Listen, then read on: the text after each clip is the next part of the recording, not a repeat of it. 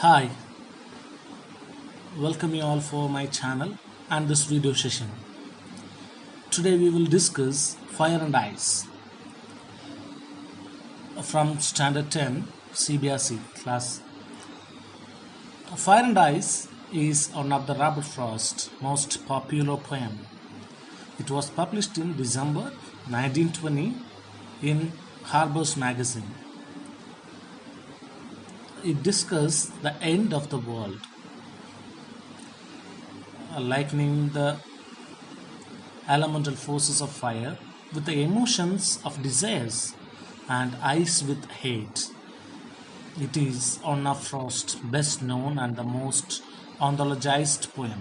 It is one of the remarkable poem too. It gives a lot of meaning. It is a very simple poem with only 9 lines. It's just a 9-line poem like this we can take it, but it gives a lot of meaning. He uses two symbols here. The two symbols are fire and ice. What does the fire symbolizes and the ice symbolizes? That's only it's given. It's a human emotions. Fire with the human emotions of desire, and ice with the hatred. The poet uses that. Okay, today we will see this poem in detail. Okay, the poem is given here, so we will see that the line by line explanation. Some say the world will end in fire, some say in ice. From what I have tasted of desire, I hold with those who favor fire.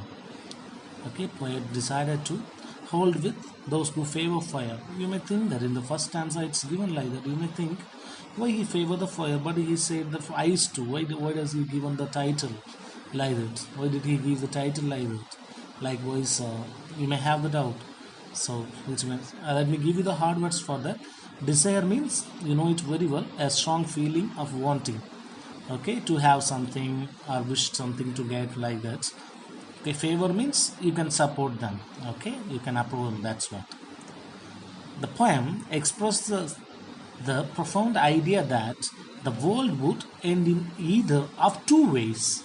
Okay, it end in either of two ways, as I said in the beginning, either by ice or fire.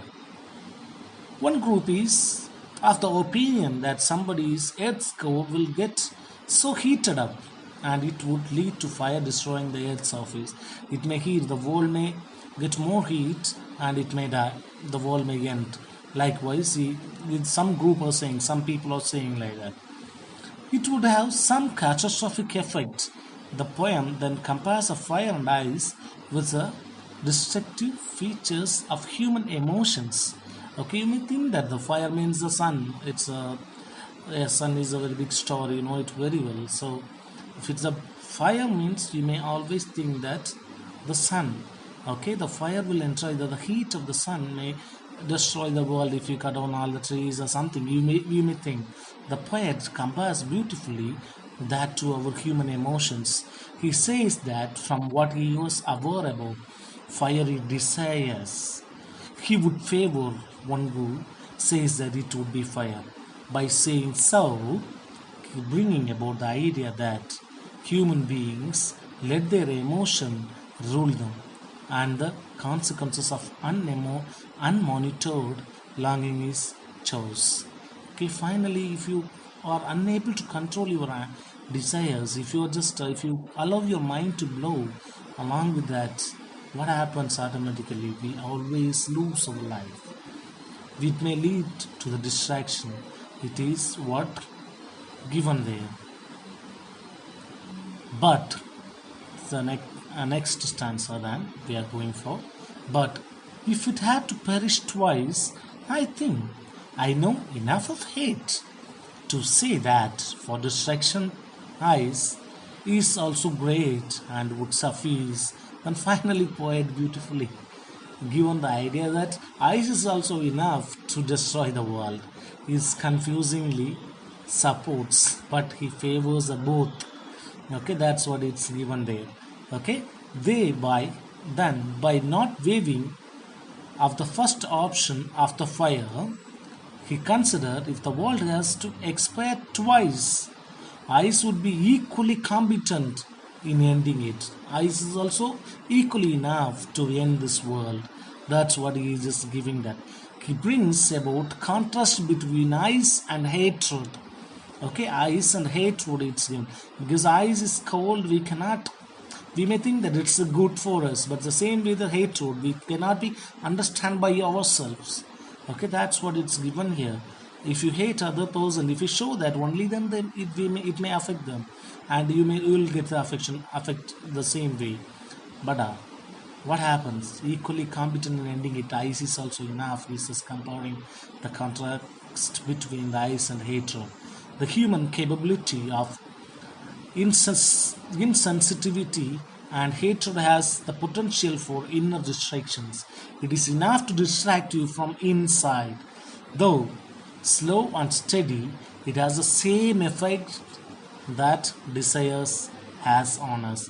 It has the same effect like the desires which has on us, which means he is distilling the desires he is compares with the heat, and the hatred he combos with of the eye. So he is just saying that both is enough for that. That's what he is just saying. So if given an option between fire and ice would be just as good as fire to destroy the world.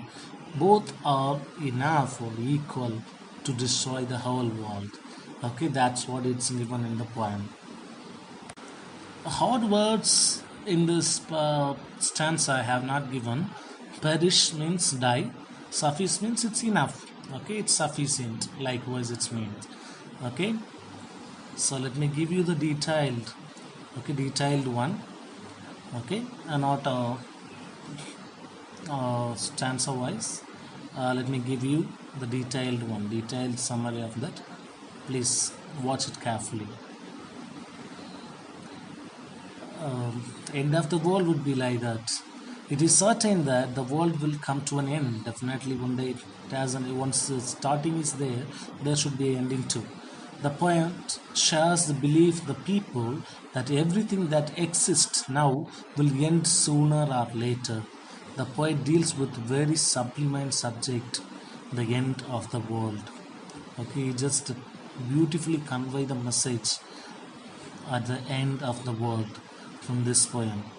And then he just give the two different beliefs, the fire and ice, how the both bring to an end to this world. The poet talks about the two different beliefs regarding the end of the material world. Some say that will be end in the fire. Then world will be reduced to be fireball in the end. The other who thinks that this will end in ice, freezing like all kind of life into death and destructions. Okay, it may end in the fire and ice, giving the both ideas.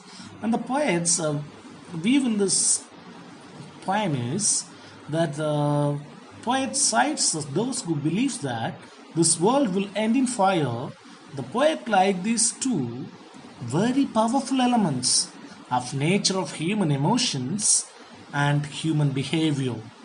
Fire is a symbol of passion.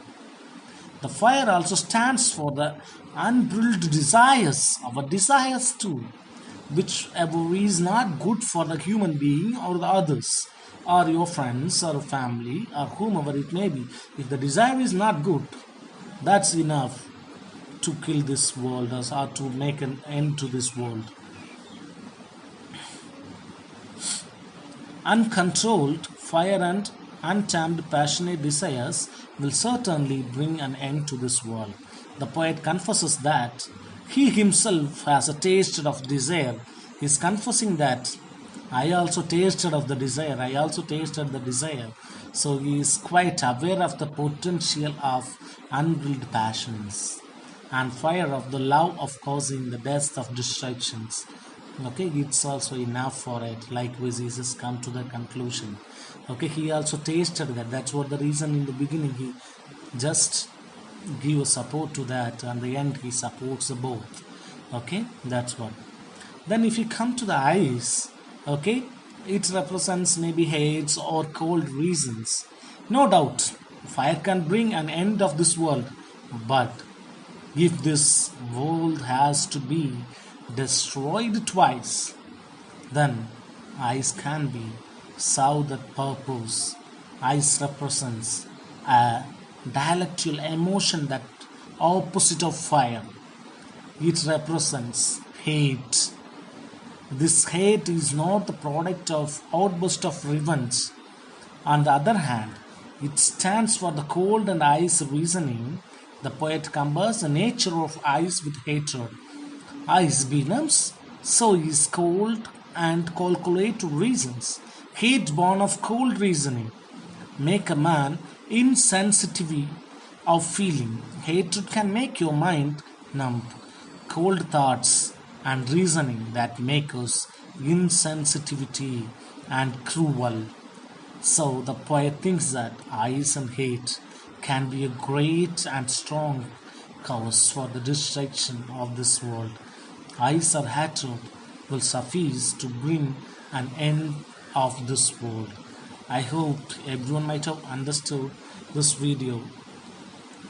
Ice and fire, he just beautifully given the idea that the world will end in the fire and ice. It's not really by the real ice or the fire, it's symbolically it's given that your desires, hatred towards other people, it's the reason for that. Finally, if you are unable to show your love and affection towards anybody, definitely that will bring an end to this world. And if you see that, if your hatred destroy the world, if you hate the people, that people also started hating you, you cannot bear it. It happens in everyone's life. So the fire and ice will end this world. I am ending here. Thank you very much for the passion listening. If you like this video, consider subscribing. Thank you.